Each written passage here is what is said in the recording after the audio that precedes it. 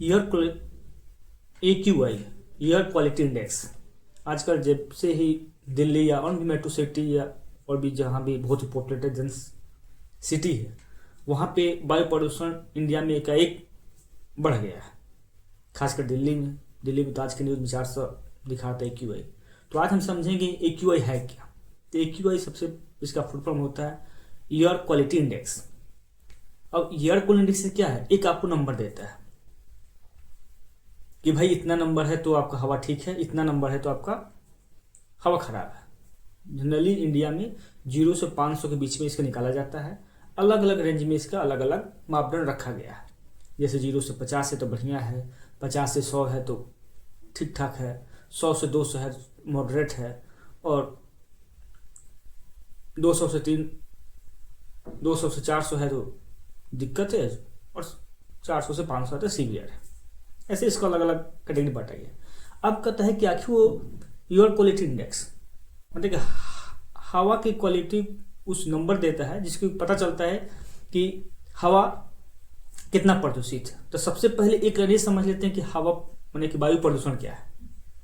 तो किताबी भाषा में जैसा होता है कि हवा में होने वाले कोई भी भौतिक, रासायनिक या जैविक परिवर्तन वायु प्रदूषण है। थोड़ा रफ लैंग्वेज में इसको समझा जाए तो हवा में हानिकारक गैस,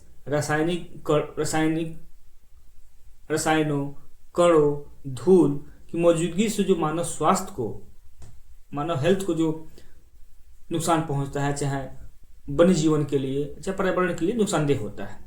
तो अब सवाल पैदा होता है कि AQI आखिर नंबर निकलता कैसे है, वो नंबर है क्या और कैसे निकलता है। तो सबसे पहली बात यह है कि उस नंबर को निकालने के लिए हम जो हमारे कॉमन या ज़्यादा क्रिटिकल वो गैस या वो जो पॉपुलेंट है उसको हम स्टडी करते हैं, सबका एक नंबरिंग करते हैं, उस नंबर से एक फाइनल नंबर पे पहुंचते हैं, जो कि आज अलग अलग मशीन से, टेक्नोलॉजी से उसको निकाली जाती है, जो गवर्नमेंट निकालती है। तो सबसे पहले सवाल पैदा होता है कि वो एयर पोल्यूशन को AQI निकालने के लिए कौन कौन से पॉपुलेंट का कंसिडर किया जाता है। तो जो सबसे कॉमन पॉपुलेंट जो कंसिडर किया जाता है तो 6 या 7 कंसिडर किया जाता है, जिसमें PM2.5, PM10, sulphur dioxide, nitrogen dioxide, ammonia, ozone, ammonia, carbon monoxide, उसके बाद से यही कॉमन यूज किए जाते हैं।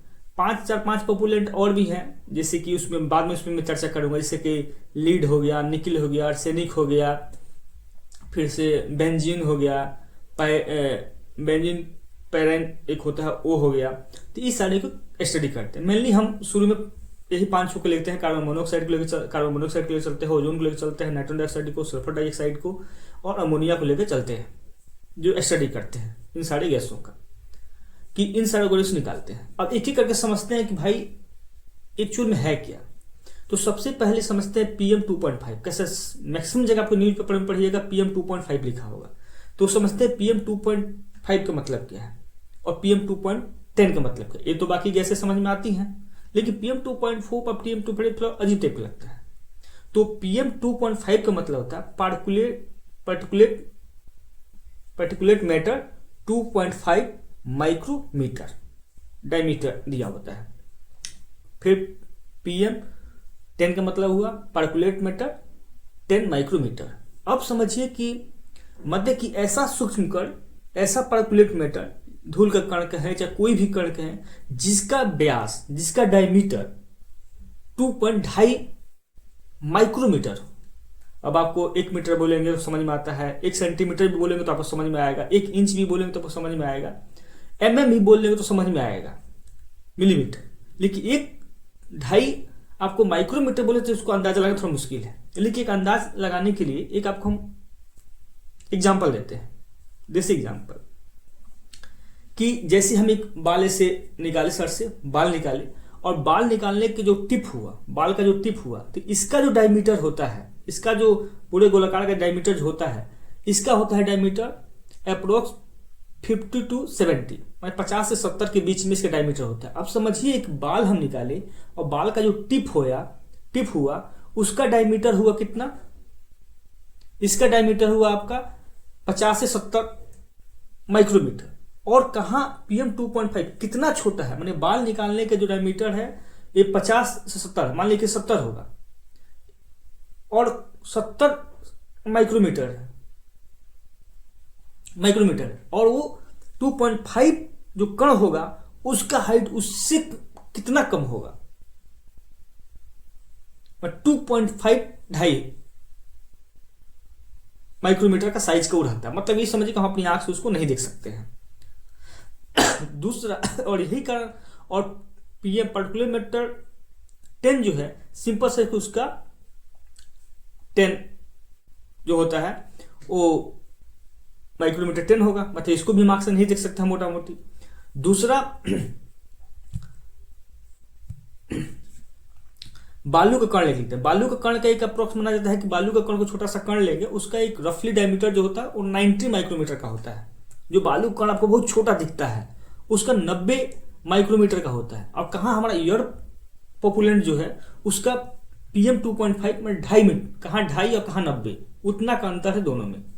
थोड़ा रफली में और एयर पोल्यूशन को पॉपुलेंट को समझने की कोशिश कैसे किया जाए, तो जो धूल कण उड़ते हैं आपको दिखाई देते हैं, जैसे कि कहीं कंस्ट्रक्शन साइट हो, इंडस्ट्री हो, रोड पे धूल उड़ रहा हो, तो आपको धूल कण थोड़ा सा महसूस भी होगा, सिर्फ चिपचिपा होगा, महसूस भी होगा, दिखाई भी देगा। लेकिन उससे जो बहुत सॉफ्ट पार्टिकल जो होते हैं, छोटे होते हैं, बहुत से भी छोटे हो जाएंगे, वो दिखाई नहीं देंगे। तो एग्जाम्पल के समझिए कि आप अगर कोई टॉर्च ऑन करते हैं तो आपको अंधेरा में टॉर्च ऑन करेंगे तब कुछ कुछ बहुत छोटे पार्टिकल आपको इसमें तैरते हुए दिखाई देंगे। तो वो तो मेरे दिख रहे हैं आपको, मतलब मेरे कहने का मतलब वो छोटे पार्टिकल दिख रहे हैं, उससे भी बहुत छोटे होंगे तो आपको नहीं दिखते होंगे। या ऐसे देखिए कि अंधेरे रात में कहीं दीवार से या खिड़की से कोई होल हो, वहां से लाइट आ रहा हो, तो आपको दिखाई देगा कि बहुत सारे कण उसमें मूव कर रहे हैं। तो मतलब कि वो सारे पार्टिकल दिख रहे हैं, लेकिन नॉर्मल में आपको नहीं दिखता है, एयर पोलन नहीं दिखेगा। दूसरा क्या होता है, यही कारण होता है कि 2.5 खतरनाक क्यों होता है, PM पार्टिकुलेट मैटर 2.5 खतरनाक क्यों होता है कि ये हमारे सांस के थ्रू अंदर जाता है, सांस के थ्रू अंदर जाता है, फेफड़ा में गया, फेफड़ा से हमारे खून में जाता है, खून में घुल जाता है, और खून में घुलता है तो फिर आपका बहुत से बीमारियां इसमें होती हैं। दूसरा, वो 10 जो PM10 होता है ये थोड़ा बड़ा होता है उससे, तो इसको जब जाता है तो हमारे खून में तो नहीं घुलता, लेकिन भी हमारे सांस में, श्वसन क्रिया में और फेफड़ा के लिए दिक्कत करता है। आगे हम और बताएंगे जो मेटल पॉपुलेंट होता है 2.5 से मिलके और ज्यादा खतरनाक कैसे हो जाता है। तो अब हो गया कि ये हमारे पॉपुलेंट हो गया, हम एक आइडिया लगा लिए कि भाई PM2.5 है क्या पार्टिकुलेट मैटर और 2.10 है क्या। बाकी जो आपको बचा, जैसे कि बाकी जो पॉपुलेंट जो होते हैं जैसे कि नाइट्रोजन डाइऑक्साइड, तो अब इनका हम स्रोत समझ लेते हैं कि इनके भाई स्रोत आते कहाँ से हैं। जैसे कि उसका तो हम मान लें कि PM10 जो निकलता है उसका स्रोत हम पहले बता दें कि जो PM2.5 हो कहाँ से निकलता है, जैसे कि वो इंडस्ट्री से निकलता है, इलेक्ट्रॉनिक वेस्टेज जलाने से निकलता है, कचरा जलाने से निकलता है, फिर से आपका जो बहुत सारी गाड़ियाँ चलती हैं मेट्रो सिटी में उससे निकलता है PM2.5। और PM10 जो निकलता है वो निकलता है आपका PM10 जो निकलता है आपका कंस्ट्रक्शन साइट पे आप जाइएंगे तब धूल सा उड़ता रहेगा, आपको फील होगा। आपका कंस्ट्रक्शन साइट पे निकलता है, इंडस्ट्री की साइड में निकलता है, या धूल कण जब बहुत आधी होती चलती है तो सड़क पे जो बहुत महीन धूल टाइप के होंगे वो PM10 की कैटेगरी में आते हैं। अब आता है आपको नाइट्रोजन डाइऑक्साइड वही है कि ये भी वाहन से जो भी मतलब कि आपके यहाँ मेट्रो सिटी में या कहीं भी बहुत कंजेस्टेड जो बहुत सारी गाड़ियाँ चल रही हैं वहाँ से आपको गाड़ियाँ चलने से, आपको इंडस्ट्री फैक्ट्री से जो बहुत सारे केमिकल वहाँ जलने से या यूज होने से वहाँ से नाइट्रोजन डाइऑक्साइड निकलता है। कोई भी यहाँ पर पोलेंट बोलने के उसमें कॉमन सा रहेगा कि आपको श्वास फेफड़ा के लिए दिक्कत करेगा। जो स्पेशल रहेगा उसमें मैं एड ऑन करता चलूंगा बाद में। फिर होता है सल्फर डाइऑक्साइड होता है, एक कोयला से डीजल से निकलता है, जो इसके होने से आपको दमा और सांस की दिक्कतें होती है। फिर कार्बन मोनोऑक्साइड जो होता है कि ये होता है आपको कोई भी चीज जो पूरी तरह ईंधन जो अधूरा जला हुआ ईंधन तो उससे कार्बन मोनोऑक्साइड निकलता है। एक्चुअली करता क्या है कि आपको ब्लड ऑक्सीजन की सप्लाई कम कर देता है, कम करने पर जब बेहोशी हो जाती है, बेहोशी होने के बाद ज़्यादा दिक्कत होता है, मर भी सकता है। जैसे बहुत सारा देखोगे कि जो बोला जाता है कि कार में आग लग गई, अंदर आदमी बंद था और सफोकेशन से मर गया। सफोकेशन मतलब हुआ कि जला होगा, बहुत धुआं हुआ होगा, और वहाँ पे बहुत सारे गैसेस निकले होंगे, कार्बन मोनोऑक्साइड बढ़ जाता है, जिससे उनकी पहले बेहोशी होती है, बहुत ज़्यादा कार्बन मोनोऑक्साइड बढ़ने लगता है, तो ऑक्सीजन का फ्लो रोक देता है और आपको खून में ऑक्सीजन सप्लाई कम करने लगता है, फिर लास्ट में आदमी की डेथ हो जाती है। ओजोन होता है, ओजोन तो खैर ऊपर बनता है, तो खैर पराबैंगनी किरणें से बनाता है, लेकिन जमीन के समीप जब गैस बनती है तो ये आंख और फेफड़े के लिए दिक्कत करता है। फिर होता है अमोनिया। अमोनिया जो होता है किसी से, कचरा से, औद्योगिक से ये भी निकलते हैं, ये हवा में बदबूदार टाइप का होता है और आंखों में जलन पैदा करता है। ती हो गया आपका 7 पोपुलेंट, 6-7 पोपुलेंट हो गया। अब आते हैं कि कुछ और पोपुलेंट होते हैं जो शायद उतना चर्चा नहीं होता, मैंने चर्चा कर उसको कैलकुलेट अलग तरीके से किया जाता है। जैसे होता है लीड, सीसा। अब लीड क्या होता है कि जैसे बैटरी हो गया, फैक्ट्री से निकलता है, पुराने वाहन इंजन से निकलता है, कचरा जलाने से निकलता है, ठीक। अब होता क्या है कि ये जो होता है ये हेवी मेटल होता है लीड। ये जब हेवी मेटल होता है, इससे जब निकलता है और PM2.5 पार्टिकल से क्या करता है, चिपक जाता है। अब समझिए वो जाके चिपक गया, वो चिपक से आप सांस ले सबसे फेफड़ा में गया, फेफड़ा से श्वास के थ्रू आपको किया, फेफड़ा में गया, फेफड़ा से आपको खून मिल गया और फिर आपको काम शुरू हो जाता है। अब काम शुरू होने मतलब उसमें दिक्कतें क्या होती है, आपके दिमाग में प्रॉब्लम होगा, आपके नर्वस सिस्टम प्रॉब्लम होगा, बच्चे के विकास में दिक्कत हो जाएगी, फिर से आपका खून के लेवल में लीड की मात्रा बढ़ जाएगी, तो ऑटोमेटिक दिक्कत होने लगेगी, ठीक। दूसरा पोपुलेंट होता है बेंजीन। बेंजीन एक तरह का तरल गैस होता है, तरल गैस होता है और गैस के रूप में, तरल गैस नहीं, इसको गैस के रूप में मौजूद होता है। बेंजीन तो गैस के रूप में मौजूद होता है और केमिकल टाइप का मान लीजिए इसको होता है, और ये निकलता है वाहन के धुओं से निकलता है, यही कारण वाहन के धुओं से निकलता है और पेट्रोल से निकलता है, औद्योगिक प्रक्रियाएं जो होती है उससे निकलता है, ये भी होता है। और सिम इसका भी वही आपका फेफड़ा और श्वास की दिक्कत कॉमन से है, करेगा ही करेगा। कैसे कि ये भी जाकर चिपक जाएगा, गैस के साथ जाएगा, आप श्वास लेते आपको अंदर जाएगा ही जाएगा। तीसरा क्या होता है इसमें हेवी मेटल में, एक होता है आर्सेनिक। ये बहुत खतरनाक है, आर्सेनिक होता है। आर्सेनिक क्या होता है, ये भी ठोस कण होता है। ठोस कण होगा आपको, थर्मल पावर प्लांट जहाँ पे हो तो वहाँ निकलता है, कोयला जहाँ निकलता है वहाँ जलने से थोड़ा बहुत आर्सेनिक वहाँ से भी निकलता है, आपके थर्मल पावर प्लांट से निकलता है, कुछ जगह धातु गलाने वाले जहाँ कारखाने हैं वहाँ से आर्सेनिक थोड़ा का निकलता है। फिर से आपको यू वेस्टेज, जो इलेक्ट्रॉनिक्स वेस्टेज है, जैसे कंप्यूटर का कचरा, LED कपड़ा में जो भी कंप्यूटर से बना हुआ, इलेक्ट्रॉनिक्स इंस्ट्रूमेंट से बना हुआ, उसका कचरा जो है उसको जलाने से वेस्टेज से आर्सेनिक निकलता है। कीटनाशक में भी जो कृषि में कीटनाशक यूज होते हैं उसमें भी आपका आर्सेनिक होता है, कुछ मात्रा में आर्सेनिक होता है। तो वो आर्सेनिक जो होता है, वो आर्सेनिक भी ठोस होता है। सेम 2.5 का पार्टिकल जो होगा, जो पहले बताया कि उसे चिपक जाएगा और उसके थ्रू आपका शरीर के अंदर जाएगा। रिजल्ट क्या होगा कि आपका फेफड़ा कैंसर होगा, त्वचा कैंसर होगा, सांस की समस्या होगी, नर्वस सिस्टम की समस्या होगी, आपकी हार्ट डिजीज होगा और इम्यून सिस्टम पे भी होगा, या दिक्कतें होंगी। उसके बाद आता है निकिल। निकिल जो होता है इंडस्ट्री से निकलता है, फ्यूल्स इंडस्ट्री के जो भी यूज होता है वहां से निकलता है, कोयला से निकलता है, इंडस्ट्री से निकलता है, कोयला से निकलता है।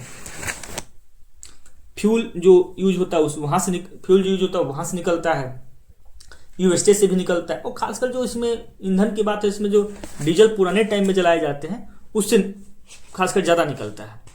और ये भी ठोस होता है, और ठोस होने के बाद ये भी इसका कण ठोस होता है, और जो भी ठोस रहेगा और कण ठोस छोटे रहते हैं, ये जाके वही PM2.5 चिपक जाते हैं और जो भी सांस लेते हैं उसको अंदर आपके शरीर में चले जाते हैं।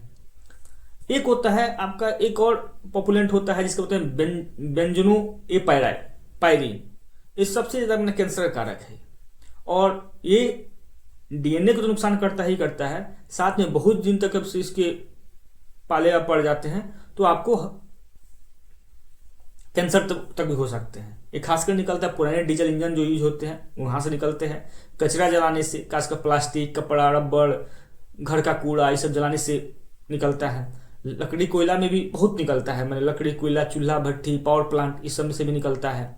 और औद्योगिक प्रक्रिया जो होती है, पेट्रोलियम रिफाइनरी का काम होता है, वहां से भी निकलता है। तो अब देखिए कि पहले जो हम 5-7 जो बताया जैसे कि PM2.5, PM10, nitrogen dioxide, sulphur dioxide, ozone, ammonia, ये सारे बताए, ये पॉपुलेंट का मेजर किया जाता है। और देखिए कि जो 2.5 हुआ, इस 2.5 इतना खतरनाक क्यों है? कैसे 2.5 जहां होगा, PM10 तक आपको मानिए कि आपको गले में फेफड़ा तक ही रह जाएगा, लेकिन PM2.4 इतना बारीक होता है क्योंकि फेफड़ा से जाके आपको बॉडी और अंदर खून में भी मिल सकता है। और जो भी मैक्सिमम जो यहाँ पर हैवी मेटल पॉपुलेंट थे, चाहे आर्सेनिक हो गया, लीड हो गया, एक और कौन था, निकेल हो गया, ये सारी चीज उससे चिपक के वो आपके अंदर चले जाते हैं बड़ी आसानी से। तो इसलिए जब भी PM2.5 की बात आती है तो एक समस्या का कारण है। पार्कुलेट मेटर 2.5 का आती है तो एक समस्या का कारण है। और उसके बाद से जो बनाया गया है कि किससे एक अपना अभी दिल्ली में 400 है, 500 में सीवियर ही हो जाता है। अभी भी दिल्ली में 50-50 दिल्ली गवर्नमेंट ने किया 50-50 वर्कफोर्स के साथ काम करने के लिए। तो उसमें बना गया जैसे कि अलग अलग इसमें कलर कोडिंग भी किया गया है कि जिससे कि समझने में आसानी हो। एक गवर्नमेंट ने अपना बना के रखा है कि किस रेंज में क्या क्या रहेगा। जैसे कि जो 0 से AQI जो रखा है 0 से 500 के बीच में इंडिया में नापा जाता है। अब 0 से जो 50 रहेगा तो बोलेगा गुड है भैया, उसका ग्रीन कलर रहेगा। जो 50 से 100 रहेगा वो सेटिस्फैक्ट्री है, उसको येलो कलर दिया। जो 100 से 200 रहा उसको मॉडरेट रखा और उसको ऑरेंज कलर रखा। और दिक्कतें यहाँ शुरू होती है हल्की हल्की, जिसको बहुत ज़्यादा सेंसिटिव लोग हैं, बूढ़े बच्चे, जहाँ शुरू दिक्कत है वहाँ येलो कलर से, जहाँ 100 से 200 में आते वहाँ दिक्कत होना शुरू होता है। 200 से 300 रहा उसको पुअर रखा और उसको रेड कलर दिया। तो सिंपल सी बात यहाँ पर और ज़्यादा दिक्कतें होंगी 200-300 के बीच में। 300 से 400 जो में आता है वेरी पुअर में आता है और इसको पर्पल कलर रखा गया है। और जो 400 से 500 जो रखा गया है ये इसको सर्वर एकदम डेंजर जोन में रखा गया है। इसको मैरून कलर में रखा गया है। और उस हिसाब से AQ के हिसाब से अपना गाइडलाइन, गवर्नमेंट का अपना गाइडलाइन है और उसी हिसाब से गवर्नमेंट अपना एक्शन लेती है और इस पर काम करती है। और एक पैमाना है एयर पोल्यूशन को मापने का कि एक आम आदमी भी इसको समझे कि भाई इस रेंज में रहेगा तो कितना पोल्यूशन है। और जहाँ पे metro city, congested metro city होगी, बहुत सारे जहाँ व्हीकल का यूज होगा, कंजेस्टेड होगा, इंडस्ट्री होगा, वहाँ पे एयर क्वालिटी खराब होना स्वाभाविक है। कैसे कि और होगा ही, कैसे कि हमारा देश इतना ज़्यादा पॉपुलेटेड है और इतना डेंस है कि ये समस्याएं आनी ही आनी है। तो हमको अब आगे वाले वीडियो में, अभी तो ये वीडियो लंबा होता जा रहा है, मैं कोशिश करूंगा कि आगे वाले वीडियो में मालूम कि जैसे यूरोप में, चाइना, ये सब जो बड़ी बड़ी कंट्रियां हैं वो अपना देश की AY की वो कैसे कंट्रोल की, कैसे बैलेंस की, या जो जहाँ ज़्यादा था उसको कम कैसे लाई। अगर मौका मिला तो उस पर भी एक वीडियो में बना के लाऊंगा कि बात करेंगे क्यों को कैसे बैलेंस किया जाए, कैसे कम किया जाए, उनके कारणों पे बात करेंगे। जैसे दिल्ली में कारणों पे बात होती है कि पढ़ाई के लिए दिवाली के पटाखे, यहाँ बहुत सारी इंडस्ट्री है, बहुत सारे यहाँ पर व्हीकल हैं, तो वैसे वैसे बात करेंगे कैसे होता है, इसका कारण क्या है और कैसे इसको रोकथाम किया जाए। तो उस पर बात करेंगे। अभी के लिए इतना ही। जय हिंद, जय भारत।